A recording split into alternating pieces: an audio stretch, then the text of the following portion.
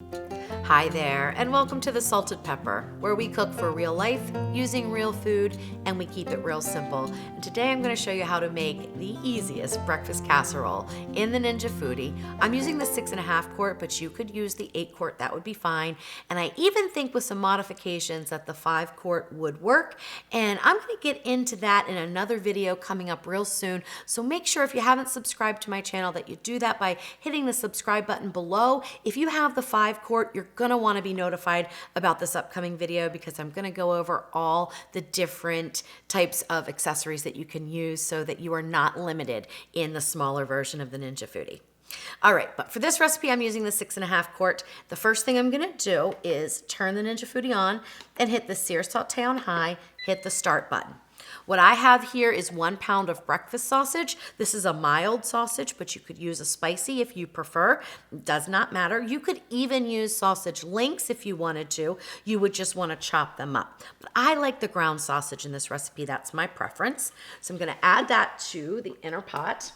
It's going to take a few minutes for the pot to heat up, and then I will break up the sausage so that it starts to saute. Now, you don't have to cook the sausage all the way through, but we do want to get probably about 50% to 75% of the way done. So I'm just going to let that heat up and leave it alone for right now. All right, the next thing I have for this breakfast casserole is 1 dozen large eggs. So this breakfast casserole is going to feed about 10 to 12 people. So you want 1 dozen large eggs. And I'm going to use the Ninja Foodi hot cold blender to mix them up, but you could use an immersion blender. You could do it by hand. Just make sure that they are really whipped very well. So I'm going to put the eggs right into the blender here.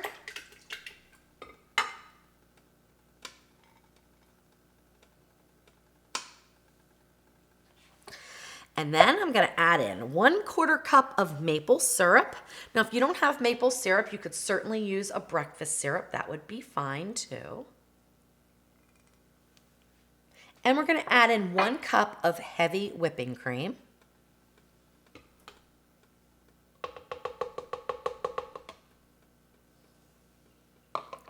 One teaspoon of fine grind sea salt. Totally optional, but I think a little bit of salt in an egg or anything I make, I put a little bit of salt in usually, but that is totally optional. All right, so that's it for the egg mixture. We're gonna put the lid on, turn the hot cold blender on, and I'm just gonna hit smoothie.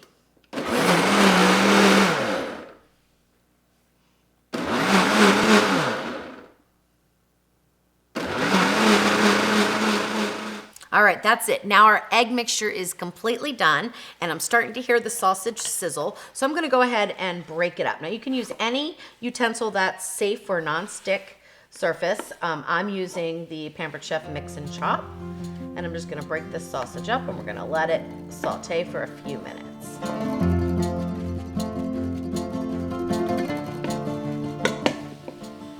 All right, so that's good for now. We're just gonna let that go, and every once in a while, I will just break it up some more until it is about 50 to 75% done.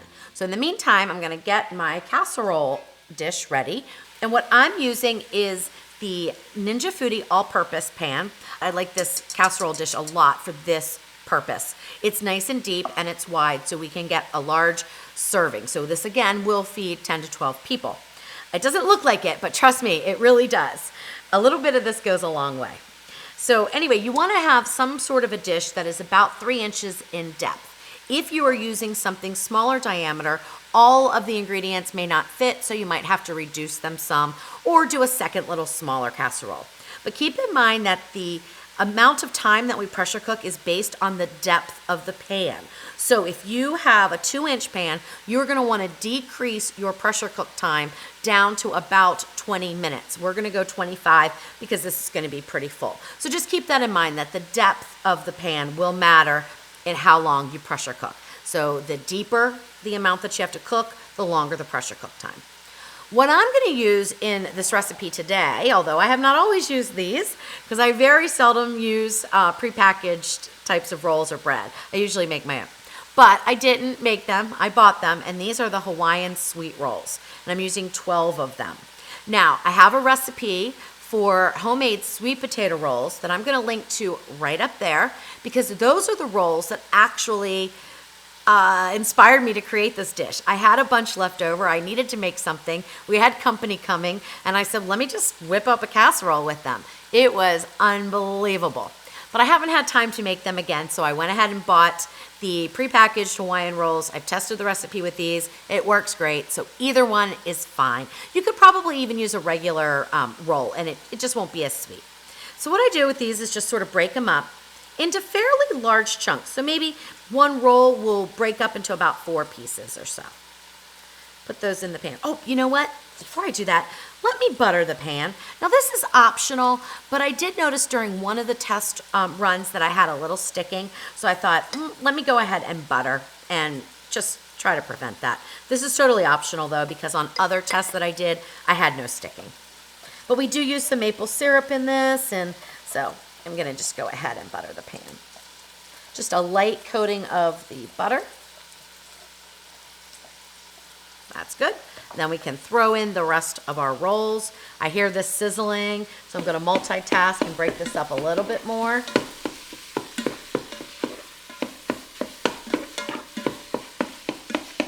All right, that's looking good.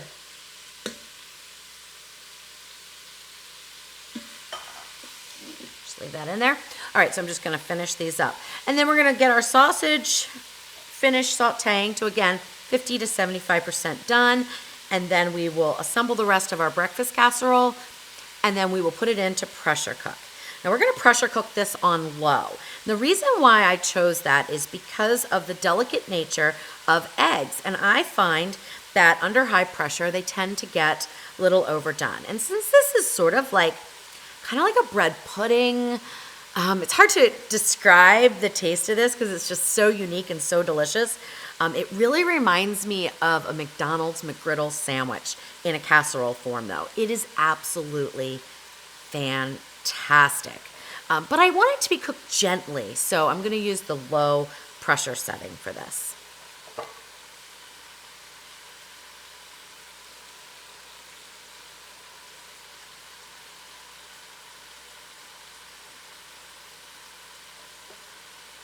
All right, that's all there is to that. Now I'm just gonna finish doing the sausage. We'll pour the sausage in and I'll sort of toss it around in there a little bit.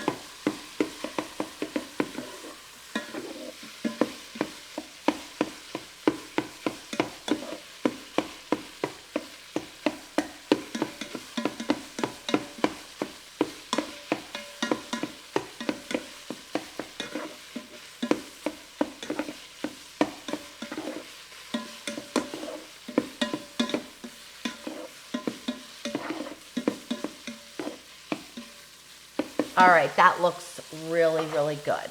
So I'm gonna go ahead and turn off the Ninja Foodi and grab the sausage out and dump it in here.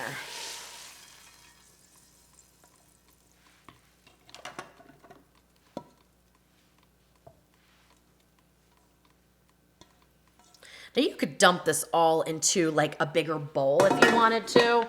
I live life on the edge, so I'm gonna try to mix it in this. And I might spill some out, you know what, that's okay.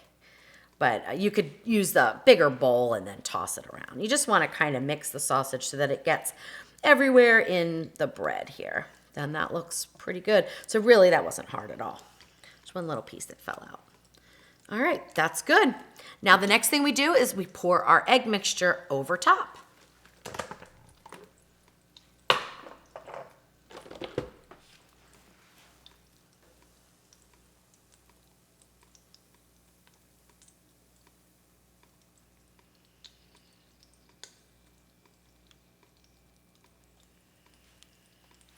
Perfect. And then just gently press down. You want all of the bread and the sausage to be underneath the egg mixture.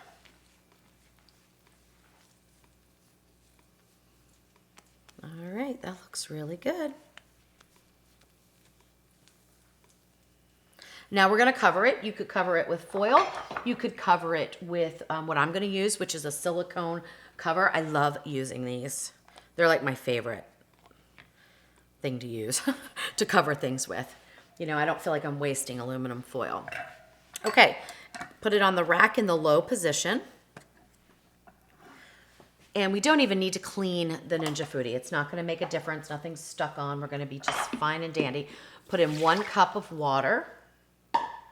And if you were concerned that you had anything stuck on the bottom from the sausage, just run your spatula around it, around the bottom of the pan to make sure that nothing is stuck on, because that can sometimes give you the water notice. All right, now I'm going to lower this in and we're going to put our pressure lid on. I'm going to make sure that that's all the way covered. Put the pressure lid on here. Line up those arrows and turn. Make sure the valve is to the seal position. Turn the Ninja Foodi on. We're going to go to pressure. We want to go to low. And we're going to take this up to 25 minutes. And hit the start button. So after the 25 minutes is up, I'm going to let it natural release the entire way, which is going to take somewhere between 12 and 15 minutes, I would say.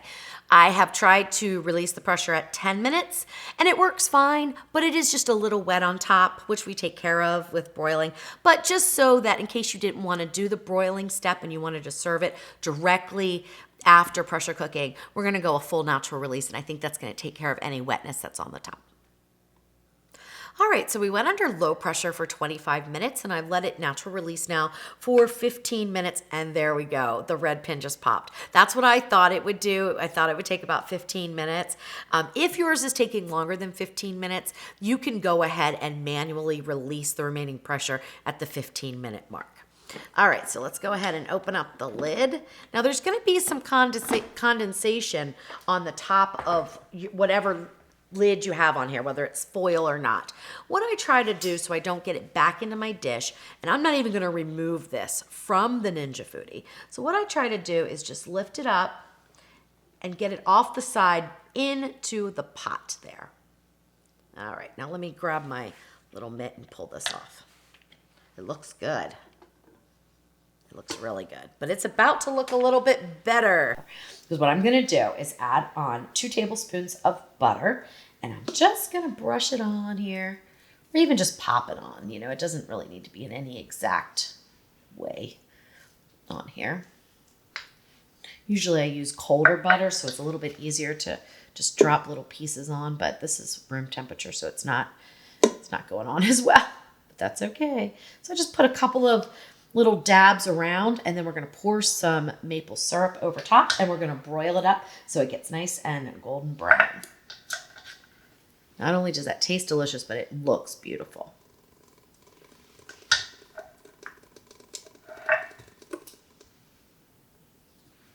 Now you could turn the Ninja Foodi off at this point. I just have it on the keep warm until I'm ready to do it. Yep, it does stay on keep warm with the lid off. Until I'm ready to put the broil lid down. And then I'll get a little beep notice telling me that I have the wrong lid on. But that'll go away as soon as I hit the broil function. All right, that looks good. All right, perfect. And now for the 1/4 cup of maple syrup, I'm just going to pour over top.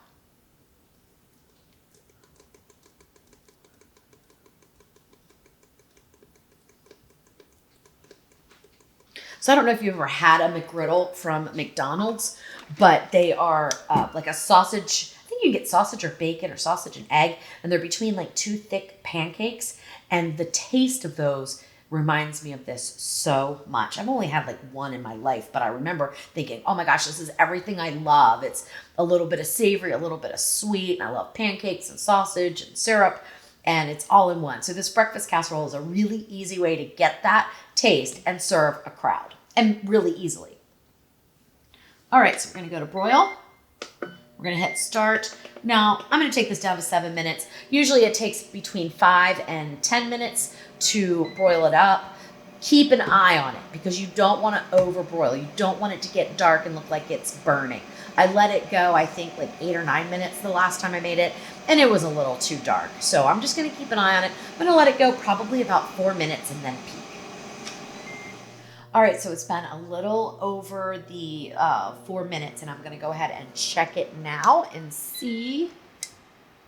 And it looks pretty well done here. Now, I've got a little bit of like over browning. I mean, it's not super over brown. It's not burnt or anything like that. Right there in the center. So there's a couple things you could do. What I'm going to do here now is adjust, because I don't want it to keep getting really dark like that, but I still see that it can use a little bit more browning. So what I'm going to do is switch functions. And this is what I encourage you to do. Nothing is locked into stone. So when you see something that's over browning to your liking on the broil function, which is the hottest setting on the Ninja Foodi, simply switch over to the air crisp function, take the heat down a little bit, and then keep going. So of course we won't do that for any long length of time, maybe 3 more minutes, and then it should be fine. What I'm trying to do is get all that butter to absorb into the casserole and to evenly brown up. So hoping that this will work. Every time I've tested the recipe, the first time, of course, it was perfection. It was absolutely golden brown all over the top. Nothing was wrong. It was picture perfect, and I didn't take a picture, and we didn't do the video that day, right? Because I always test my recipes. So each time there's been like a little different outcome. Why? I don't know. It just happens in cooking that way. So adjust as you go. Don't take a recipe as, the absolute facts of everything. Adjust as you go. Pay attention to your food. Don't be afraid to peek at it. If it's getting too done, adjust your temperatures and your settings to decrease the temperature so that it doesn't burn. All right, so I just did 4 minutes on broil and then 3 minutes on air crisp at 350 because the broil was getting the very center just too dark and I didn't want that to continue and burn. So we changed it up and now we have more even browning all around. This got a little darker, but not nearly as dark as it would have gotten if we kept it on broil. So there you go. That's how you adjust as you go to get the best results. Now we're gonna pull this out and let it sit for a few minutes. It looks gorgeous. Oh my goodness, it smells amazing too. All right, so we're just gonna let it sit here.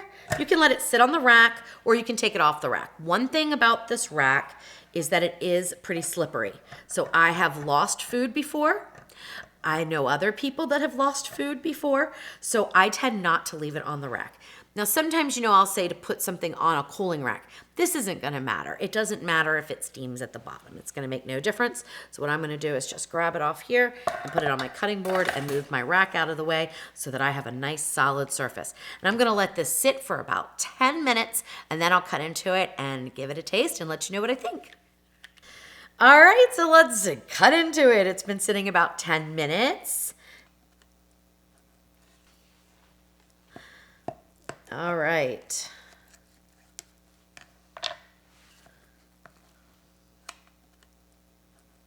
Oops.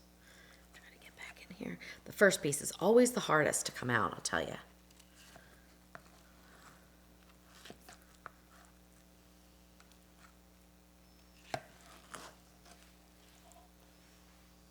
All right. And there we go. It looks beautiful. I'm always excited about this. Now, I'm gonna be honest here. I think I could have probably pressure cooked 5 more minutes because I can't tell exactly if this is all butter or if it is some egg down there.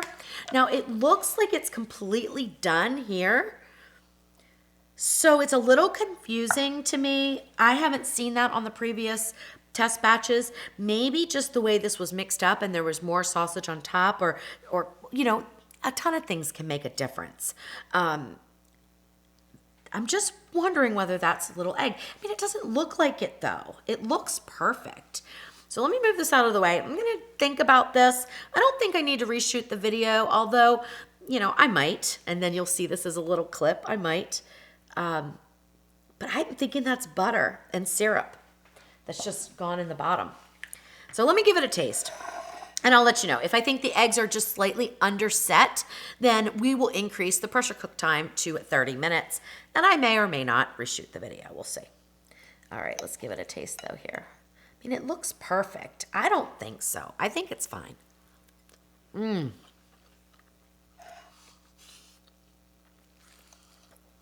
Oh my goodness. That is so good.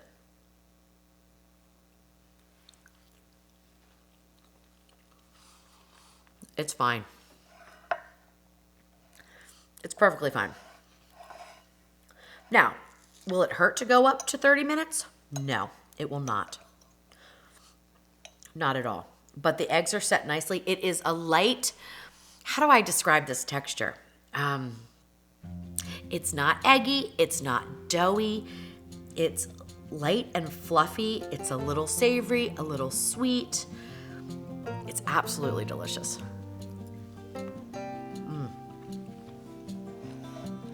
So good.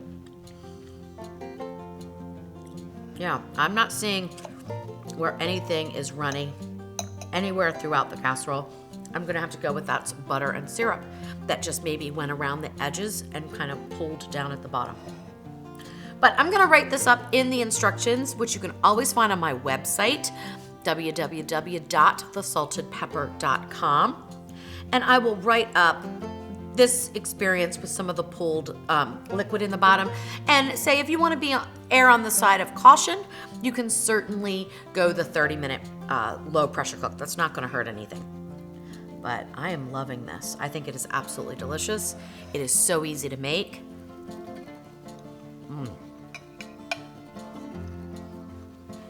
It's perfect. All right, guys, that's how you make a really easy pressure cooked breakfast casserole in the Ninja Foodi. Tastes like a McGriddle. If you've ever had one, you'll know what I mean. Little savory, little sweet, a whole lot of delicious. You can switch this up. You can omit the sausage if you want to make it more of a vegetarian dish. That's perfectly fine. You could add in little, peppers and onions if you wanted. You could probably even do it with bacon, but just know your bacon is not gonna stay crispy. So if you were gonna switch out the sausage for the bacon, you would want to cook up your bacon till it's completely done to your liking, and then crumble it up into the casserole. But just know it's going to get soft. So if that's not a texture if that's a texture that you like and you don't mind, go ahead and switch it up with using bacon instead of sausage. Other than that, you could probably put anything you want in here and it'll be just delicious. All right, so whenever I have a fail or a perceived fail in the kitchen, whether I'm filming or not, I always try to kind of analyze every step of the recipe to see where did it go wrong and how can I fix it so that I put out the best recipes for you guys. So I took the casserole out of the dish, which was very easy. Nothing fell apart, which leads me to believe that it is not egg at all. So then I looked at the little bit of liquid, and I have not done anything with this. This is exactly what was left. I'll pour it in there so you can see it, but I tasted a little bit of it. It tastes like diluted syrup and butter. So I think what happened is that my silicone seal was not completely sealed. And I understand why, because I cut my silicone seal to fit my 8-inch Fat Daddy-O pan, and this is 8.75, so it barely fits. And it was pushed down in one area, and with the longer natural release, it caused some of the steam that was built to turn into condensation and leak into my casserole. So I think that is it. The timing is fine. The pressure release is fine. Just make sure that your container is really well sealed so that that condensation doesn't get back into it. But you know what? If it isn't and it does, you're gonna have a little bit of this liquid in the bottom. Do not freak out, do not worry about it. It is perfectly fine. As long as your casserole is set and looks like this, you are good to go.